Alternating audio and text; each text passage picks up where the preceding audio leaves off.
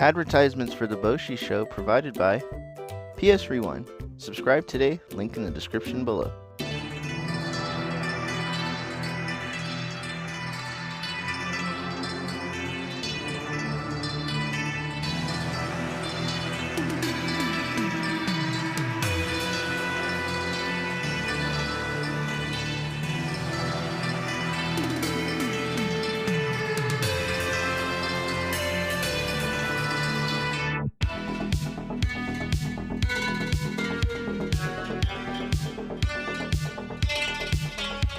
Hey everybody, Boshi here, and today we're going to be taking a look at Sony's new console in the ring, the PS5. Let's go! Now first off, I want to say this video is not to brag or say, look what I got. This system was so hard for me to get my hands on. I finally understand what Howard had to go through to get a Turbo Man. Release the brainstorm to make your motherfucking brain warm. A strange form, something kind of lyrical. Biggie the bastard, so that's... This video will be less of a review and more of my first impressions, as I've only had the console for about 2 weeks. One thing to mention is this console looks good, and I mean good folks, but my capture card is, well, less than optimal. Nintendo, Super Nintendo, Sega Genesis level quality, so my capture method will be using the video capture from the PS5 itself, by pressing the share button and selecting the recording option. Now, let's get into the video. Let's take a look at PlayStation designs over the years. The original PlayStation was released in North America on September 9th, 1995. I love it. Crack open a Kool-Aid Burst and play Mega Man X4 hours past bedtime. The PS2 is where things really get good. The design of this console is awesome. Vice City, God of War, Maximo, remember? You mama. Moving on to the PS3,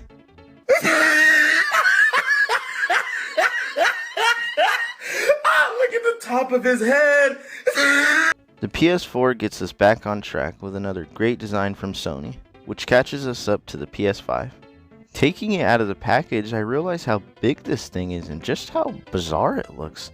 I think Eugene Morisawa was on a 12-hour crack binge, went to his team and said, guys, the deadline is tomorrow. What if we design it after that thing on the Pope's head? I mean, Doug Dimmadome out here wildin'.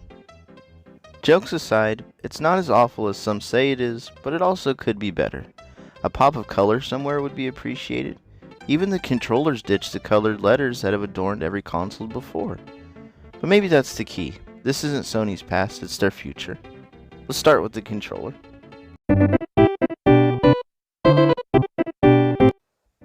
Sony did something truly amazing with this controller, adding a whole new level of immersion with the haptic feedback and adaptive triggers. If you're not playing anything, as you can see, the trigger goes down like any other controller. Hop into a shooting game, for example, and you can see the trigger only lowers so much. Push down and the gun shoots, giving you the feeling of actually pulling the trigger of your weapon. Sony really went above and beyond with this controller, but a downside of playing games that heavily use these new features is your battery being drained quicker, lasting around 6 hours. However, the feel of the controller is great, responsive, and very comfortable in the hands. Admittedly, at first, I wasn't a huge fan of the controller. The rumble is insane on this thing. It needs a Wiimote strap to keep a hold of it when you start firing. The triggers were a whole nother thing. Remember when your cousin Timmy asked to borrow one of your controllers? He smacked it around, wiped his ass with it. You get it back, the thing hardly works, the triggers are sticky. That's what the PS5 controller reminds me of. Okay, it's not bad, but it is different. It took me a while to get used to. Once I gave it a chance and had gotten used to it, I can say, the new DualSense controller is absolutely incredible. I love the resistance on the triggers while playing an online shooter.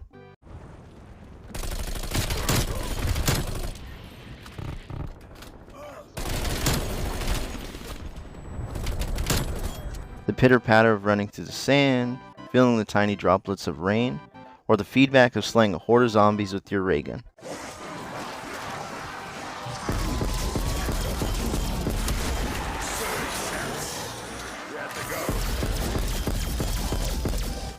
I look forward to the future of the PS5 and seeing how games take use of these awesome features.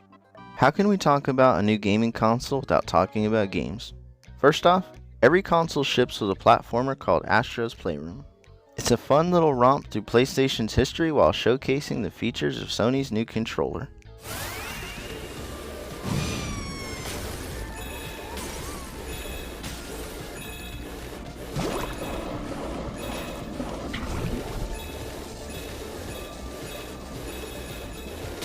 For a game that comes free with every console, it's really fun. You go from level to level beating up baddies, collecting puzzle pieces, running into familiar faces, and facing off against bosses.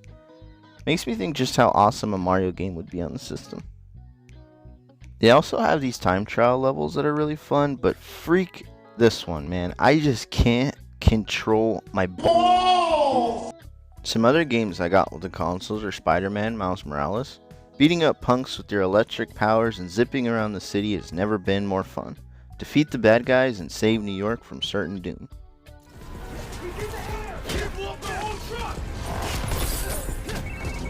Miles, I saw the explosion. Are you okay? I'm fine. But did you see the Tinkerer? Finn.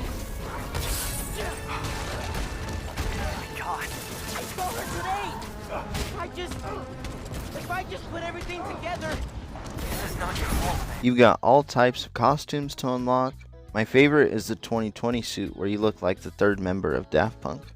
A short game, but a whole lot of fun. Available on both the PS5 and the PS4. Give it a try. Another game I got was Sackboy: A Big Adventure. I love how you can run all the way up to the title screen and do a little jig. You might recognize this lovable guy from the Little Big Planet series. Now he's on his own quest to save Craft World from the evil Vex.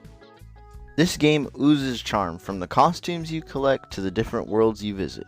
Each level is full of collectibles to find and baddies to bonk. Certain levels require a buddy to play with, but just a heads up, these are optional levels. The game can be beaten without playing these if you can't find any friend to play with. Hello, darkness, my old friend. These co-op levels are really fun, whether you're actually trying to beat it or just sabotaging your friend. Do you have what it takes to save Craft World from the clutches of Vex?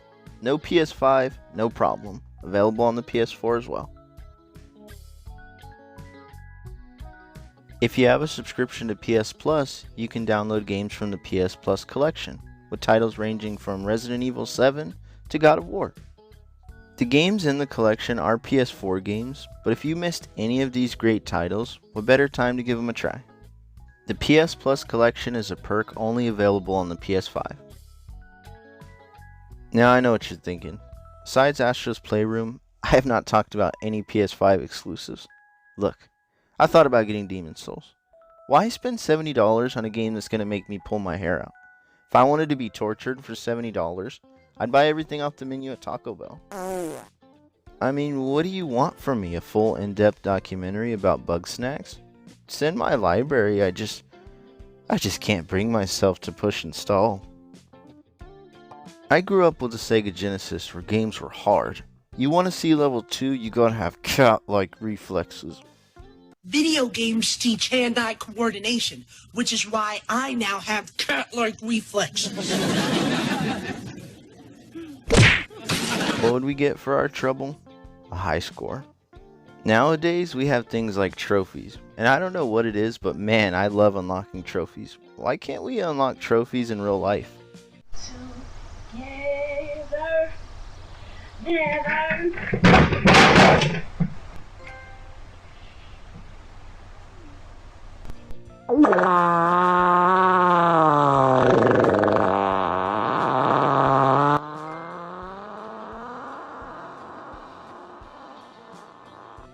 My gripe with the trophy system on the PS4 was just how slow it was. You could go to your trophies, and in the time it takes to load, watch the Harry Potter movies in order.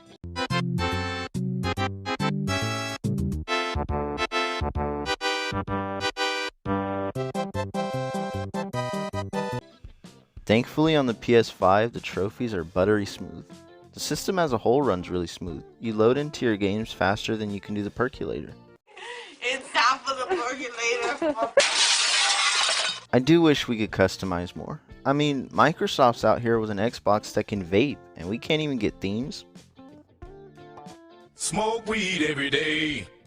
The shortages of PS5s is a real issue. Let's go to one of Sony's warehouses and see how production's going. Hello? Hello? Just came to see how production's coming along.